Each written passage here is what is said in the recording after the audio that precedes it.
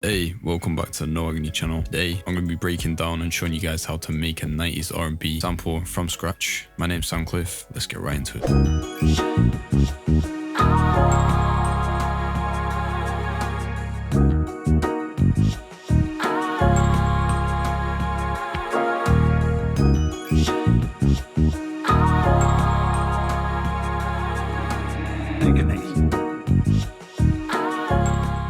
First, I start off with a piano from Contact. It's called Vintage or Right Close. I use this piano quite a lot because it just sounds vintage and nice. A lot of the modern pianos, I don't know if I've said this in other videos, but a lot of the other pianos like the Grandeur, even if you put like loads of RC20 and stuff on, it sounds fake. Use this one, it's really good. Now I did a high version and a low.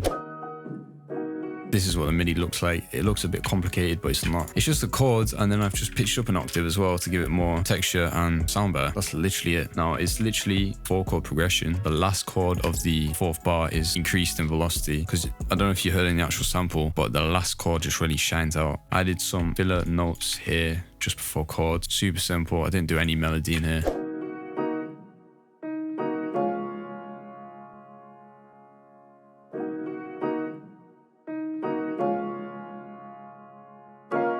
I just rendered that out. So for effects, put a basic reverb and just cutting some of the lows on the EQ, that's it. Usually with the reverb, you want to cut between like 80 and 100 hertz because otherwise the reverb just makes the low end sound really messy, and you don't need low end anyway because we're going to be putting a bass in. So it's just going to interfere with the bass frequency. So yeah, that's super simple. Usually when I make these kind of samples or any kind of old sample, I start with a vocal. So I already had the vocal in a folder. I have a folder with loads of vocals. I get all my vocals from Splice because it's 100% royalty free. And I based the piano around the vocal. So this is the vocal we have. If you want to put a counter for the amount of times to say vocal, sure.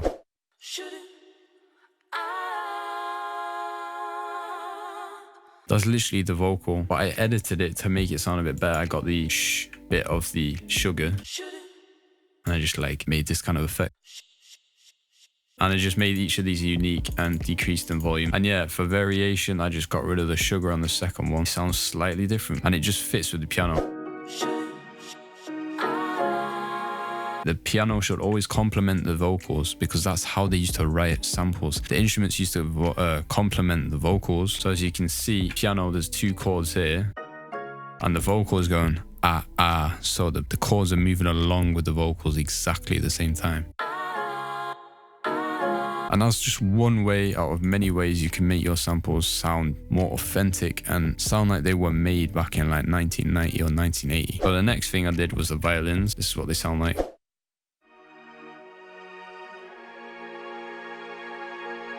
So this is the MIDI for the violins. I did it in different pitch because when I'm making samples, I usually pitch them up and down several times to get different ideas. This is the different pitch of the sample.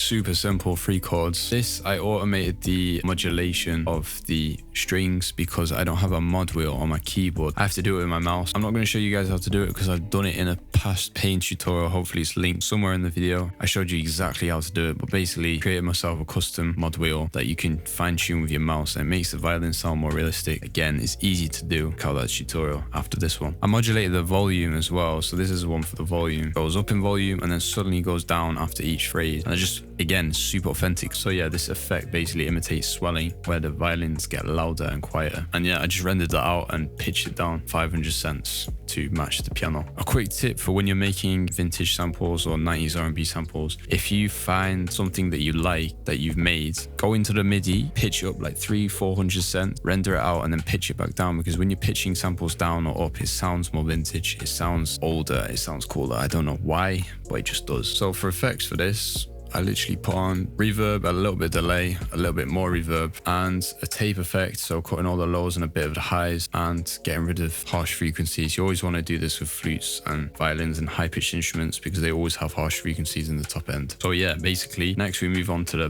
bell. And if you're making like 90s R&B, you can always hear bells. If you listen to any kind of 90s pop song or R&B song, they all have bells in. So for this one, I use a one shot. I don't know where I got it from, but this is what it's called, and this is what it sounds like. Super generic bell, and I made this pattern here.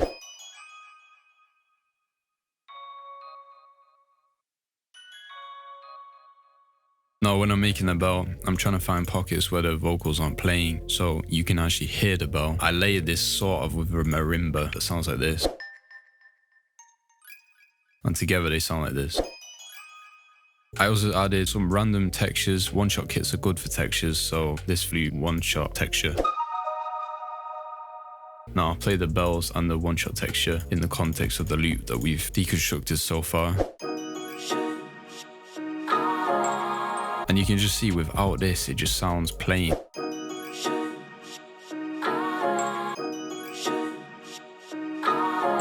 Sounds way better, and it's literally took me 10 seconds to do. On these effects, all I'm putting is delay and reverb, so nothing too crazy, and then just cutting the lows of the texture. So the next thing I did was a bass or a bass from Contact. Scarby Bass Amps Crunchy preset. I use this bass all the time, and this is what the MIDI looks like. Lay down the root notes first and then play around. As you can see here, I cut some of these shorter to give it a more authentic feel, because otherwise, if all of these MIDI notes are just leading one into the other, it just sounds so fake. So this is what the bass sounds like on its own.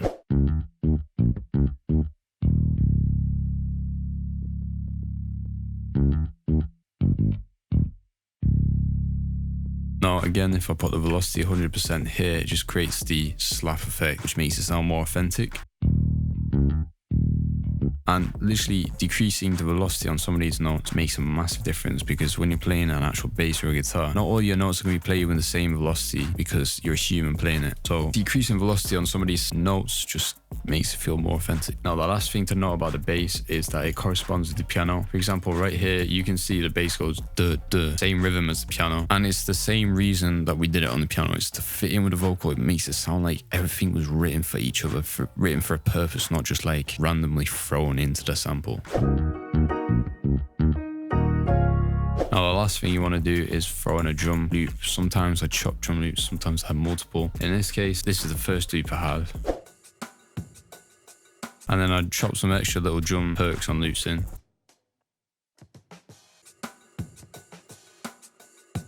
Now for effects, phaser and reverb. I like this reverb for drums because Valhalla just seems to make everything sound lush, and that's good for melodic material, but for drums, use the fruity reverb too. It just sounds better, I don't know. It just sounds more roomier, and when you're recording drums, you typically record them in that sort of atmosphere, like a room or something. Just cutting the mids and the mid highs, and then some of the lows and some of the very highs. And yeah, that's literally it. It's super simple sample. It just takes a while to make, and there you have it, guys. Now when it comes to mastering, I do a basic compression, so 3:1 ratio, a quick attack release, and RMS. It's always the same for me. The only thing that changes is the thresholds. I like to keep it between 1.5 and 2.5 in the gain reduction section. I did a little bit of stereoizer, a classic clipper, put the gain to -1.5. I cut the lows below about 30 hertz. I always cut because you can't hear below 30 hertz human ear, so it's just wasting like headroom. And then the limiter is just to make sample sound loud. So this is without the limiter, and this is with the limiter. As long as you keep it below -3, there'll be no distortion. As long as you have a clipper, so it'll be fine. And yeah, that's literally the whole sample. It's super easy. It just takes a lot of time to make these kind of old vintage samples. So if you like this, drop a like, drop a sub, comment. And yeah, if you like loops like this as well, or any kind of loop, we literally have a massive selection of loops on our No Agony Loops channel. They drop a new kit every single Sunday, so check that out. And yeah, peace.